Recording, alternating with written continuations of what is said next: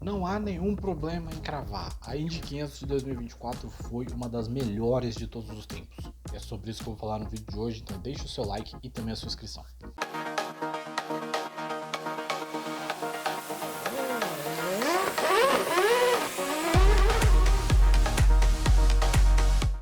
Fala galera ligada no Grande Prêmio, tudo bem com vocês? Aqui quem fala é o Gabriel. O vídeo de hoje vamos falar um pouco de Indy, mais especificamente da 108ª edição das 500 milhas de Indianápolis. Com certeza uma das grandes edições da história, dessa história centenária aí da principal corrida dos Estados Unidos. Depois da classificação, né, existiu um medo na real de que uma vitória da Penske pudesse ser uma mancha, né? Depois de tudo que está acontecendo, a gente tem que admitir que a Indy ela não vive um grande momento por diversos fatores, né? Fatores de atrasos aí em relação à entrega do novo motor, né? Que inclusive as primeiras peças foram entregues nessa semana. Em relação ao calendário, enfim, várias coisas estão representando um momento meio difícil da Indy. Mas aí chega, é claro, a Indy 500, que é esse grande espetáculo e que foi uma edição muito bombástica, né? De cara, eu acho que o que pegou muita gente de surpresa foi o quanto a prova teve um início muito caótico, né? Algo que foi diferente das últimas edições, né? A gente teve edições da Indy 500 onde as primeiras amarelas pintaram depois de 100 voltas, né? E nesse caso não, a gente já teve uma amarela logo na primeira volta aí com o erro do Tom Blomqvist, que acabou tirando o Pietro Fittipaldi da corrida também. E a gente teve uma sequência de grandes acontecimentos, de batidas, de gente medindo errado.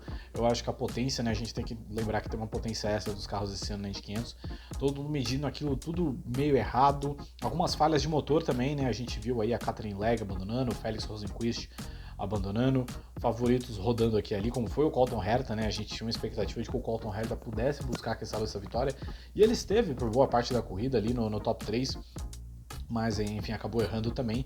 E a gente teve uma corrida real, né, que é quando a gente tem aquele estágio final de corrida, que foi uma corrida pura, né? Então basicamente não tinha preocupação com a amarela e tudo mais, era basicamente correr, decidir, saber como gerenciar o combustível, se defender, e aí que a gente viu um show de todos os envolvidos ali, e mais especificamente, é claro, de Joseph Newgarden e Pato O'Ward, que foram os dois que sobraram ali na reta final, né?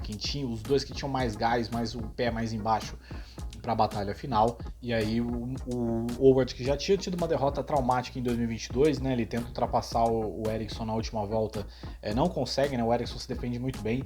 Dessa vez ele fez tudo mais correto do que antes, né, ele sai muito forte, ele consegue ultrapassar inclusive o Newgarden justamente usando o vácuo antes da curva 1.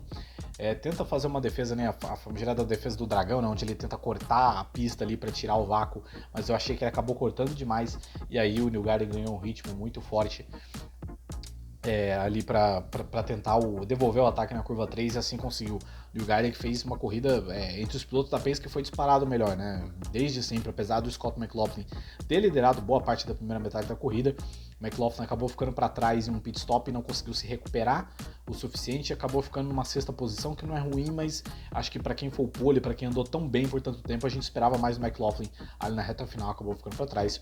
Will Power, enfim, acabou batendo, sofreu um acidente bem forte, inclusive, abandonou a corrida.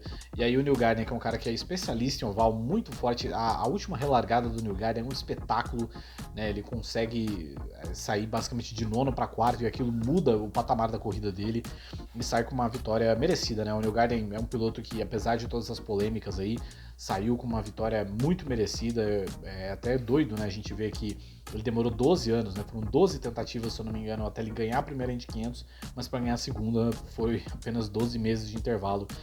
É um cara, assim, desses que faz história, né? Ele tá entrando num grupo muito seleto de grandes americanos da história da Indy, por tudo que ele já tem feito, né? Um cara já com 30 vitórias, 2 títulos, 2 vitórias em Indianápolis, né? Então ele já se coloca no plantão dos grandes americanos da história da Indy. Acho que título esse ano vai ser um pouco complicado, até porque o Alex Palou, de novo, numa corrida muito modesta do Alex Palou, terminou em quinto. Terminou, por exemplo, à frente do Scott McLaughlin, que foi o pole, e aí o Palou já tá começando a abrir aquela vantagem de novo, então para campeonato esse ano vai ficar um pouco difícil. Mas apesar de todas as polêmicas, apesar do abraço do público não ter sido forte como foi no ano passado, né, onde não tinha rolado a atuação do Sam Pitt, a gente viu o público muito empolgado, muito entusiasmado com mais um triunfo do Newgarden. Então eu acho que ele conseguiu utilizar Indianápolis também como um palco de superação pessoal, né? Claro que vai demorar um pouco para a imagem dele ser um pouco limpa, mas acho que essa vitória espetacular na Indy 500 vai ser meio com a prova disso. Outro personagem muito importante, é claro, que a gente precisa falar é o Pato O'Ward, né, que mais uma vez acaba ficando no quase. O O'Ward, que é curioso, né, porque desde que ele foi bumpado, né, com a Carlin em 2019, ele sempre teve grandes momentos em Indianápolis, ele sempre foi um ator muito importante nas corridas. Em 2021 batalhou bastante com o Palou e o Hélio, mas acabou ficando para trás no fim. 2022 perde pro Ericsson. 2023 acaba sendo ousado até demais, né, naquele acidente que ele tem, inclusive com o próprio Ericsson. Né, ali talvez ele foi muito mais kamikaze do que deveria. E ele sentiu bastante a derrota, porque aquilo, em Indianápolis você nunca sabe o que vai acontecer, né? Às vezes bater na trave em Indianápolis é complicado porque as coisas mudam ano após ano e você nunca sabe, né? Então você tem caras como o Scott Goodyear, que tem 3 derrotas bem complicadas em Indianápolis, né? Nunca teve a oportunidade de vencer. O Tony também, quantas derrotas o Tony teve até ele conseguir vencer a dele. O New Garden também é um cara que demorou bastante. Então é um lugar que ele mexe com a mente das pessoas, é um objetivo quase de um ano inteiro que você põe ali. Então é compreensível que o Pato tenha ficado tão mal. Mas honestamente, eu acho que ele é o próximo da fila, né? Eu acho que por tudo que ele tem feito nesses anos, vai ser impossível a gente não olhar para o Pato O'Ward como o principal candidato a vencer Indianápolis nas próximas edições. E acho que uma hora vai pintar, uma hora vai acontecer. Indianápolis acho que vai fazer justiça com o Pato O'Ward um dia.